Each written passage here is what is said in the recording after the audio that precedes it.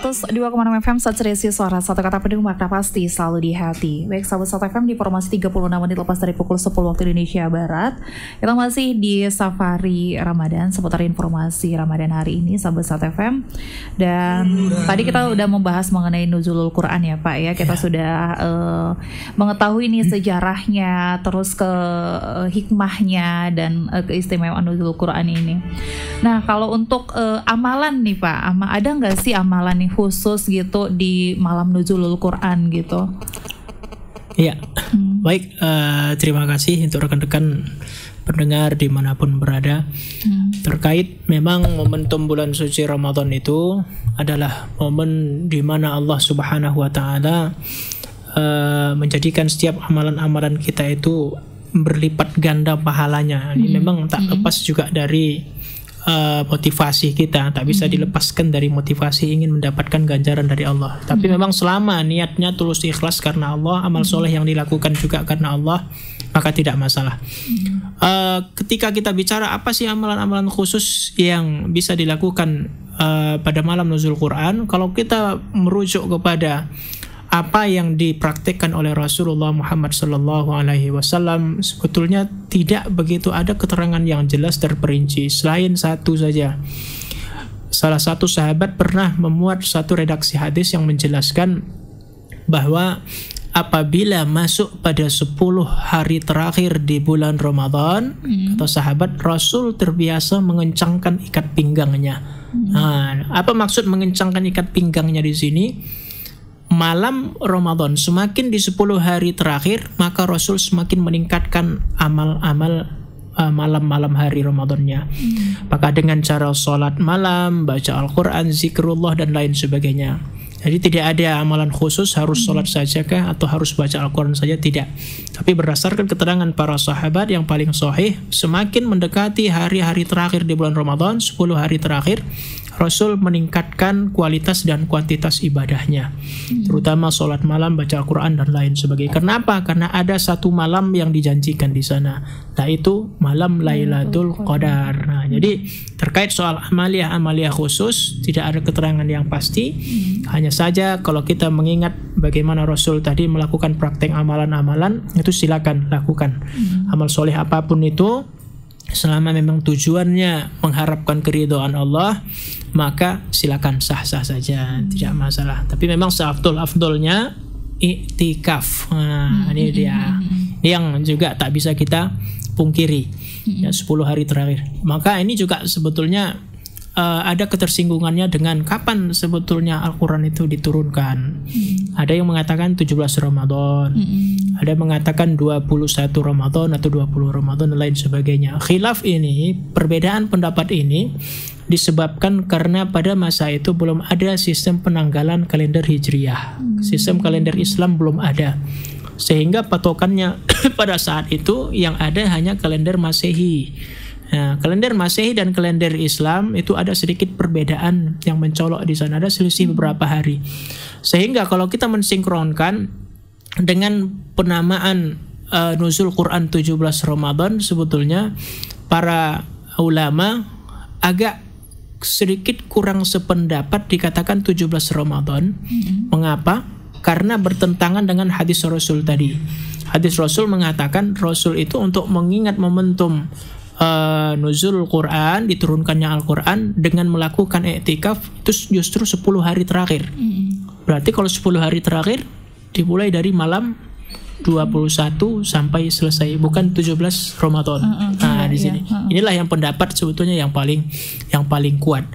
Kalau seandainya kita katakan Ramadan turun Al-Quran pada tanggal 17, maka tentulah Rasul i'tikafnya dimulai tanggal 17. Nah, tapi ini tidak. Rasul justru i'tikafnya dimulai 10 hari terakhir. Bahkan beberapa keterangan juga menjelaskan ada pengkhususan malam-malam ganjil.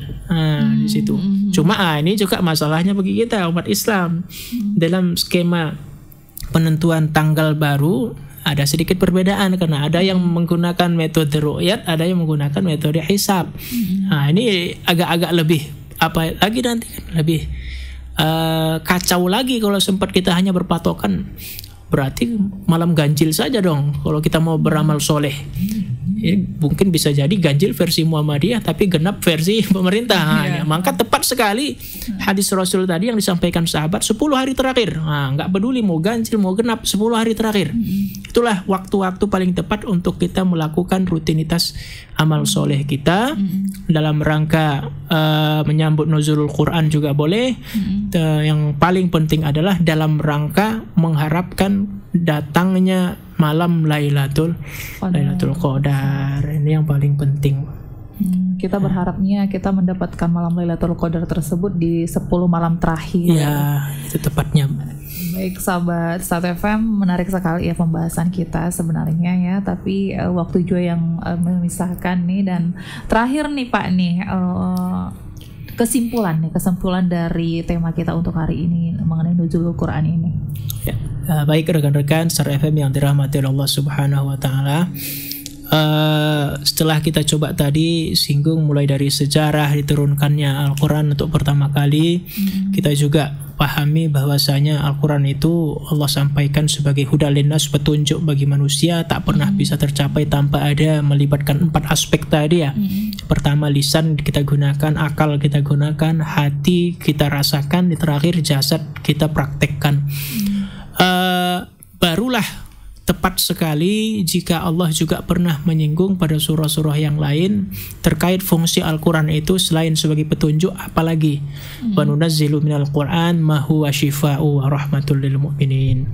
Al-Quran itu tidak hanya sebagai petunjuk tapi juga obat penawar bagi orang-orang yang percaya, lil mu'minin. Orang iman itu katanya percaya, bagi orang yang percaya. Artinya lagi-lagi kalau kita tarik kesimpulan dari keempat poin yang kami sampaikan tadi terkait hikmah ataupun momentum nuzulul Quran yang bisa kita praktekkan dalam 4 hal tadi, bahwasanya Al-Quran juga bisa dijadikan obat, penawar, penyembuh bagi berbagai macam penyakit atau permasalahan-permasalahan yang ditimbulkan kalau kita percaya kepada Allah, kalau kita yakin. Tapi bagi orang yang tak beriman ini tak ada gunanya. Nah, makanya. Tapi bukankah seharusnya kita umat Islam harus mengimani itu? Betul. Banyak orang yang mengaku beriman tapi ternyata seperti yang kami sampaikan tadi, ketika dia tak mau menjadikan Al-Quran sebagai solusi masalah, maka pada saat itulah sebetulnya dia tak beriman kepada Allah. Nah, begitu. Berarti kalau imannya tidak sempurna, berarti dia tidak muslim dong. Jadi misalnya dia nggak percaya nih yang itu, jadi tinggal 5 aja dia yang percaya gitu, jadi nggak 6. Kayaknya ada tingkatannya itu Mbak. Ada Islam, ada iman, ada takwa.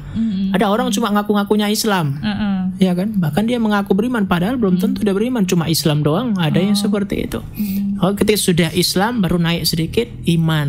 Nah, tapi orang beriman pun belum tentu bertakwa, makanya digenjot Allah terus. Kalau mau bertakwa, puasa di bulan Ramadan. Nah, makanya takwa itu menjadi puncak tertinggi dari kebahagiaan orang-orang yang beriman. Jadi tadi sebagai simpulannya, apa yang kita sampaikan tadi terkait tahap-tahap bagaimana kita memfungsikan Al-Quran sebagai solusi penyembuh, maka semua tak akan pernah bisa berhasil kita lakukan kalau kita nggak percaya. Ibaratkan obat, bagaimanapun bagusnya obat, kalau kita nggak percaya, ini nggak bagusnya obat, nggak bisa itu jadi obat. Bahkan kalau seandainya obatnya pun sederhana, kalau dia betul-betul yakin, ya insya Allah bisa jadi obat. Ini perkara keimanan. Ya mungkin itu Mbak. Ya, terima kasih ya Bapak sudah hadir di studio kami untuk memberikan sharing ilmunya kepada kita semuanya. Semoga kita termasuk nih umat yang mendapat malam Lailatul Qadar tersebut. Amin, nah, untuk mendapat itu kita harus memang mengencang mengencangkan ikat pinggang di 10 malam terakhir. Sebenarnya nggak harus 10 juga sih ya, harus rutin gitu harusnya ya. Nah, sahabat Start FM, semoga bermanfaat ya. Al-Quran merupakan kitab yang diturunkan terakhir bagi pedoman umat muslim. Untuk itu kita perlu pemahaman yang lebih mengenai Al-Quran tersebut ya. Dan sahabat Start FM, terima kasih sudah mendengarkan. Jangan lupa terus mendengarkan Safari setiap hari Senin sampai dengan hari Jumat di jam 10 sampai dengan jam 11 waktu Indonesia Barat. Terima kasih. Baby, lanjut untuk acara selanjutnya.